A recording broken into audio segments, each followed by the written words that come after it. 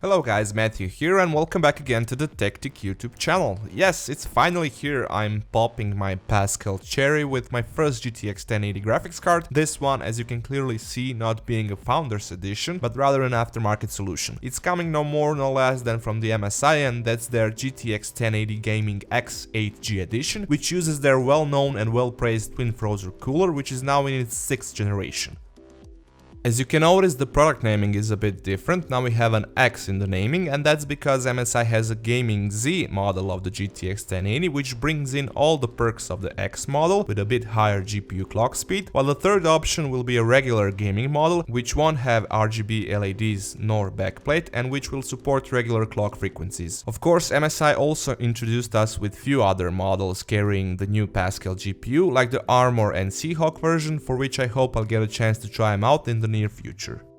Other than that, you can see that the product box is somewhat different. The MSI Dragon is gone from the front, and now we have a big picture of the graphics card itself with some of the main features pointed out in the bottom left corner. Going to the back side, you'll come across onto the MSI's usual and pretty detailed overview of the features, followed by a lot of pictures and specifications. Beside the new generation of twin Frozer cooler, torque fans and other new features which I'll talk about more later on, one thing that jumps out compared to the last generation is the implementation of the RGB LEDs. Opening up the box, in this separate box you'll find some user manuals, stickers and MSI badges, optical disc with drivers and software, promotional material, and that's basically it.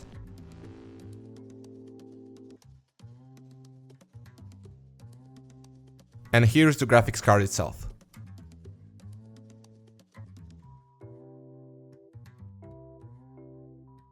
Overall, this new generation of the gaming series that comes with the Pascal GPU visually kept that well-known black and red color scheme look of that series, with a subtle change here and there. The outer plastic shroud received a light redesign. On the side you can see the MSI's Dragon logo, which holds RGB LEDs, while these protruded stripes were before just the plain aesthetic inserts, and now they also glow, but unfortunately only in red color and not in RGB spectrum, which is actually a really weird decision.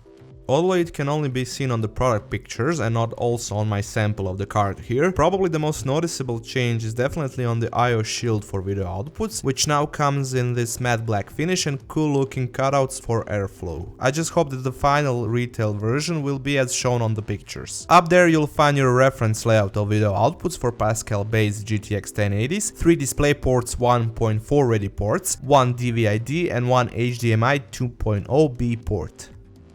As you can notice, the card remained to be a dual slot solution, coming in with 279mm of length, so it's decently big and heavy, weighing in at 1.1 kilos or just about 2.4 pounds. Underneath that outer shell it carries a nice big chunk of 1-part aluminum heatsink, through which go a total of 6 heat pipes with different thickness, the main one being 8mm thick, and which are in contact with the solid nickel-plated copper base plate that goes onto the GPU itself. Removing all of that, you'll reveal this cool looking matte black custom designed PCB, and down there you can also see that MSI kept that extra heatsink on the power design, which in the case of the GTX 1080 Gaming X is a 10-phase one, supporting their military class 4 standard, super ferrite chokes, high C caps and Japanese solid capacitors. In addition to that, MSI placed an extra shielding heatsink over the Micron's GDDR5X memory, which goes around the GPU and which construction adds up to the back I/O shield.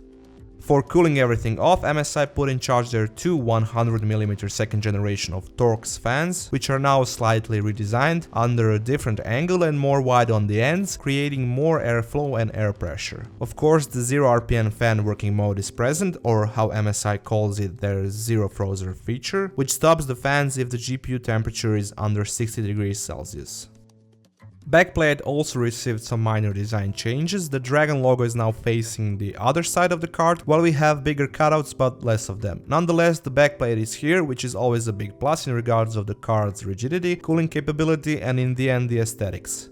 Although the reference card uses only one 8-pin PCI Express power connector, since the MSI's one comes with pretty aggressive factory overclock, and since users will and can overclock it even further, MSI put additional 6-pin PCI Express power connector for that extra power headroom. Last but not the least, we have two SLI connection points, and both are used for configuring a two-way SLI setup, which is actually the maximum architectural limit for the Pascal. So what about the specifications of this particular model? As some of you may know, the GTX 1080 uses the new 16nm Pascal GPU architecture, which comes in with 2560 CUDA cores, 160 texture units and 64 ROPs, 180W TDP, 8GB of GDDR5X video memory clocked at just about the 10 GHz mark, and GPU boost clock running at 1733 MHz. Those are the basic specifications of the Founders Edition card, while the MSI's Gaming X edition of the GTX 1080 also embodies that and follows it up with bumping the GPU boost clock to very healthy 1847 MHz.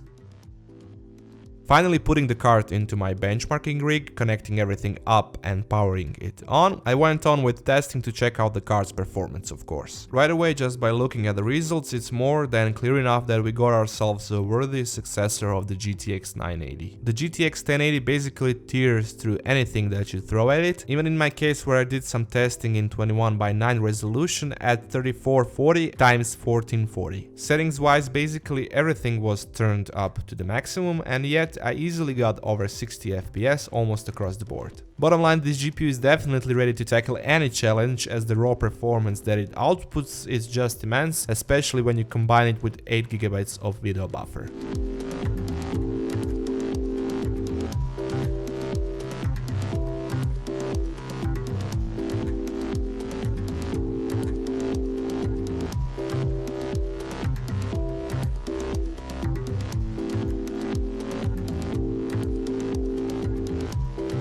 Since the Nvidia's Turbo Boost 3.0 technology has a mind of its own, I decided to monitor the GPU core clock speed as I was playing some games and doing benchmarks. As you can see it here, in some cases the core clock speed went even above the MSI's declared Turbo Boost speed of the GPU, way over 1900 MHz and even really close to the 2 GHz mark in some cases, which is actually a great news for users as they will get that extra performance thanks to the great cooling capabilities of the MSI's Twin Frozer cooler. Basically, in a way, this also renders any need for additional overclocking.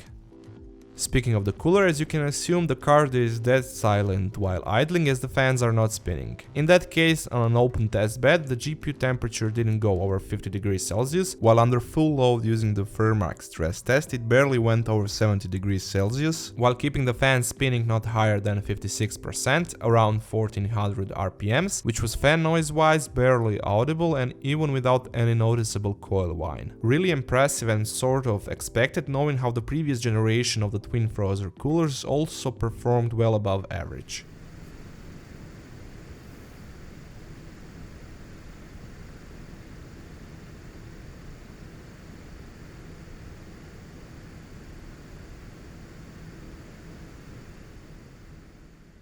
Last but not the least, using the MSI's gaming app, you'll gain control over some basic features like, for example, changing the predetermined GPU clock speed modes, monitor different parameters, turn off the zero frozer feature, and so on. Most importantly, over there you can control the lighting, particularly the Rgb lighting of the MSI Dragon logo, its color, type of glowing effect, while the side stripes can be completely turned off if you wish, or you can also change the type of glowing effect. What about the price of this model? As it is still yet to come in some parts of the world, for now it's not completely formed, but I'm seeing prices ranging from 750 to 800 euros, while in North America it's still not available as for now. I assume that the price will be around $700 to $800, which is quite steep in comparison to the announced prices for the board partners of around $600, but then again have in mind that currently there's a shortage of GTX 1080, so the retailers are more likely to bump up the prices, while on the other hand nobody could guarantee us that the aftermarket solution will actually be cheaper, especially high-end ones like this one, otherwise that pricing was just a suggestion, so to speak, and not a strict rule. That's it guys for this time. Thank you once again for checking out the unboxing and review of the MSI's GTX 1080 Gaming X 8G graphics card. Feel free to give us a thumbs up if you like this video, leave a comment down below if you have any questions about the product, and of course, if you would like to see more content like this, you can subscribe to our TechTick YouTube channel, or you can just check out our other videos from before.